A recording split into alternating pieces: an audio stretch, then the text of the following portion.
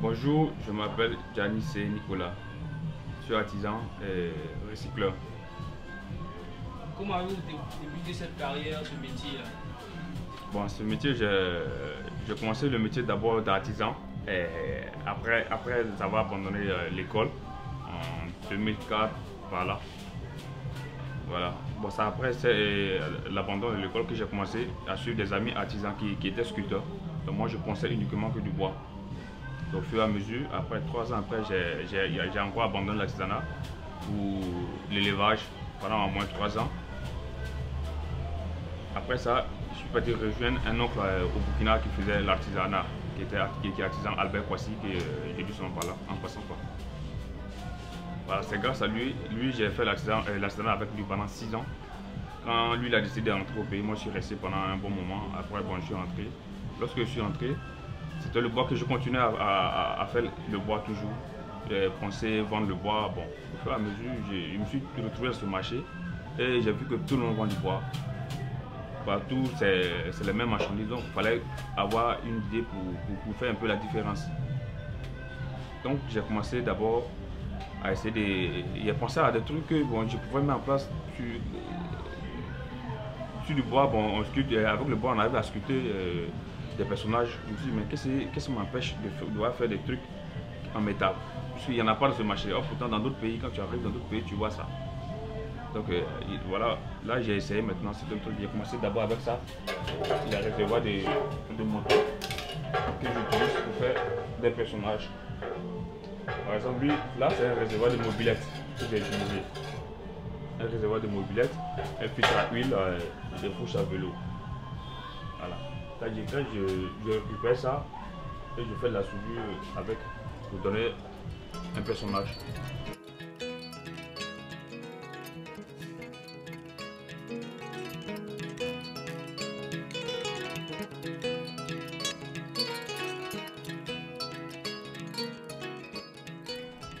Depuis quel âge exactement as-tu commencé à entrer dans le milieu de l'art?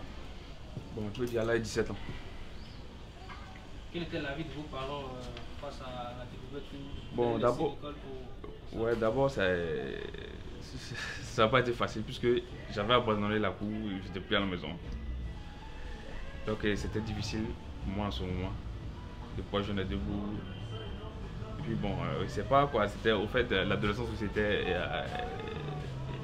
beaucoup présent en moi. Donc chaque fois que je croisais un parent, elle me demandait pourquoi j'avais abandonné l'école, pourquoi non, bon, j'ai plus envie d'aller à l'école, c'est comme ci, comme ça. Bon. En fait, je trouvais toujours une excuse à leur donner. Mais eux voulaient toujours que j'aille à l'école. Bon, c'est ainsi que, bon, allez, comme je me suis senti vraiment, comment dirais-je, un peu frustré et puis je trouvais qu'on m'emmerdait trop. Donc j'ai coupé les points avec tout le monde, je me cachais quand je voyais quelqu'un que je connaissais, je me cachais pour qu'on me foute là, on me laisse en paix quoi. Donc c'est après ça maintenant, bon, je me suis dit, ah, comme c'est ce que j'ai abandonné, c'est ce que je veux faire, il faut que je réussisse dedans, il faut que je fasse tout mon possible pour pouvoir leur montrer que vraiment, c'est pas seulement par la voie de l'école qu'on peut réussir quoi. Voilà. As-tu fait une école d'art? Non, pas du tout. Pour réaliser vos œuvres, combien de temps cela vous prend? Bon, ça par exemple, une demi-journée. Quand j'ai le matériel avec moi, une demi-journée suffit pour pouvoir faire ça. Car la chaise là, il me faut pratiquement une semaine d'abord. Il faut d'abord percer les capsules, trouver un siège comme ça, lui faire le souder, faire la soudure. Et puis, maintenant tisser. Quel matériel utilises-tu pour réaliser tes œuvres? Le matériel que j'utilise pour réaliser mes œuvres, les capsules, les fourches de vélo, les engrenages de mobilette, les chaînes, tout ce qui est en tout cas pièces mécaniques. Voilà. Comment on peut définir ce que tu fais? Si c'est du recyclage, s'il y a un nom particulier à l'art que tu fais? Donc moi j'appelle ça du recyclage. Souvent, bon, du recyclage ou de la récupération d'objets perdus quoi. C'est comme ça moi j'appelle ça souvent. Quelle est la plus grande œuvre que vous ayez réalisée? La plus grande œuvre que j'ai réalisée, c'est la chaise en capsule. As-tu déjà participé à des expositions? Oui. Quelle est la plus grande exposition à laquelle tu as participé? C'est l'AIFCI, Association des femmes internationales de Côte d'Ivoire, qui se déroule généralement à l'hôtel Ivoire Sofitel, 2 fois par an.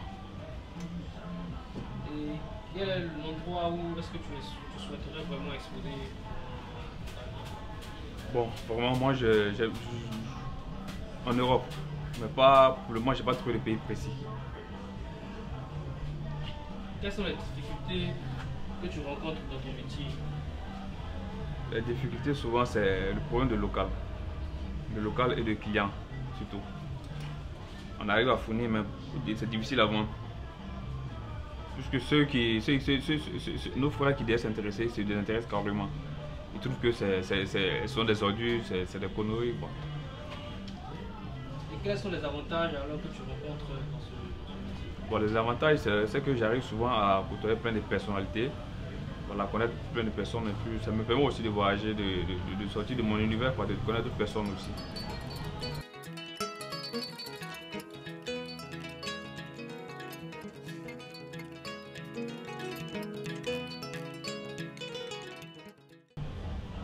As-tu déjà voyagé grâce à ce métier? Ouais, j'ai fait 3 pays.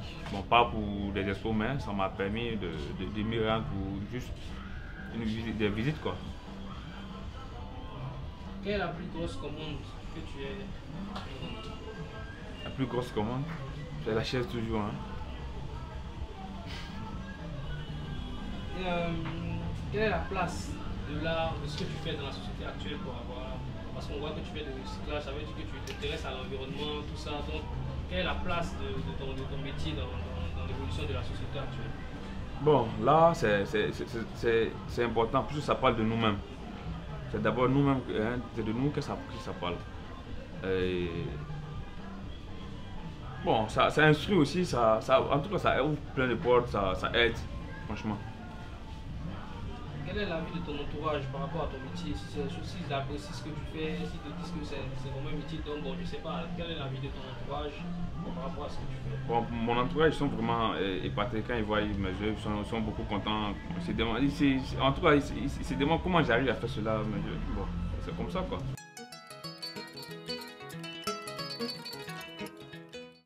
Quel métal en particulier tu utilises pour faire tes œuvres? Le fer, beaucoup. Est-ce que si tu n'avais pas été artisan, quel autre métier aurais-tu préféré ou tu aimerais faire dans ta vie? Dans la vie, l'élevage. Quels sont les loisirs de Nicolas? Qu'est-ce qu'il fait à part quand il est en train de faire ses objets? Qu'est-ce qu'il fait d'autre? Quels sont ses loisirs? Bon, à part le travail, puisque je travaille plus. À part le travail, c'est la maison, après la télé, c'est tout, quoi. Voilà. Les balades, c'est moins. Mais j'aime beaucoup voyager, franchement, j'aime les voyages, sortir, découvrir beaucoup, j'aime ça. Quels sont tes projets et tes ambitions? Mes projets et ambitions, vraiment, c'est de pouvoir avoir un local à moi-même un jour, un atelier propre à mon nom. Voilà. Et puis pouvoir aider aussi d'autres personnes qui aimeraient faire ce même métier que moi, quoi. Quelles sont les qualités d'exercer ce métier? Bon, les qualités, c'est pas ça, c'est d'abord nous-mêmes. Il faut d'abord honnête,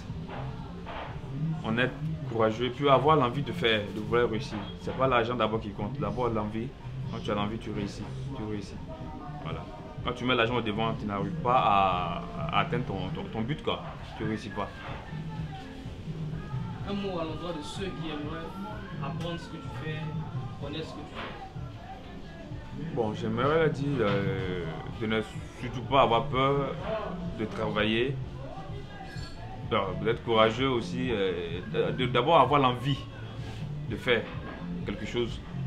Voilà, c'est ce qui peut aider la personne à aller de l'avant, à pouvoir connaître aussi le métier qu'il désire. C'est une chaise en capsule que je présente avec plus de 500 capsules qui a été fait à la main tissée avec les capsules qui m'ont pris 5 à 7 jours, disons une semaine pour la confectionner, quoi. Là, c'est bon. Moi, j'appelle ça généralement des robots. Voilà. Il est fait à base de réservoir de mobylettes. Avec des chutes.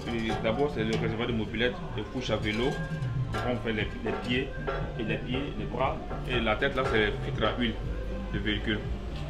Voilà. Avec l'engrenage moto et quelques boulons qu'on fait passer par là. C'est pareil aussi, ça. Là, c'est un saxophoniste.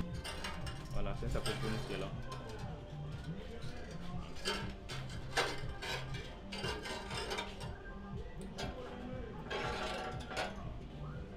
Voilà, maintenant il vous présente un dessous de plat. Voilà. Puis utilisé pour les sels d'étape avec les capsules aussi tissées à la main. Bon, ça c'est un travail de juste 1 à 2 heures. On arrive à faire ça rapidement quoi. Dans le coffre. Là maintenant, bon là lui c'est plus qu'une journée. D'abord il faut d'abord faire la caracasse, après le tissage, tout ça, ça prend beaucoup de temps. Comment te vient l'idée de créer ce genre de... Est-ce que tu y penses avant ou ça vient pendant que tu commences à travailler? Non, souvent c'est dans les balades, quand en marchant que je vois certains trucs, bon, il me dit, et c'est... Qu'est-ce qui m'empêche d'essayer ça? Souvent j'essaie et j'abandonne carrément pour souvent des semaines, des mois et même souvent années même j'abandonne des pièces, des objets que j'ai commencé et j'abandonne. Mais après quand j'ai encore l'inspiration, j'ai l'envie encore d'essayer encore, je refais jusqu'à ce que j'arrive à bien faire.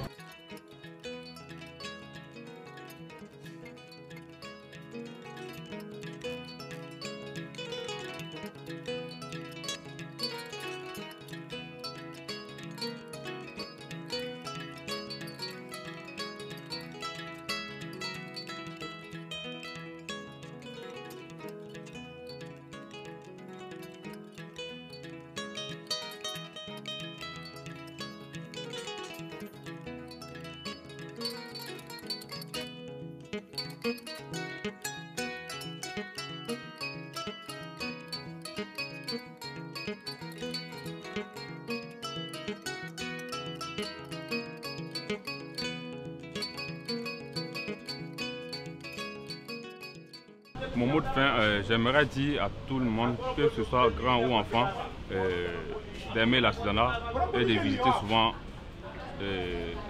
nos centres artisanaux qu'on a ici chez nous. Pour que nous-mêmes, on arrive à valoriser ça d'abord avant que d'autres personnes puissent faire le pas. Il faut aussi apprendre ça aux plus jeunes. Là, c'est pas seulement pour les plus riches, pour les plus nantis, non. C'est pour tout le monde. Ça parle de tout, ça instruit aussi.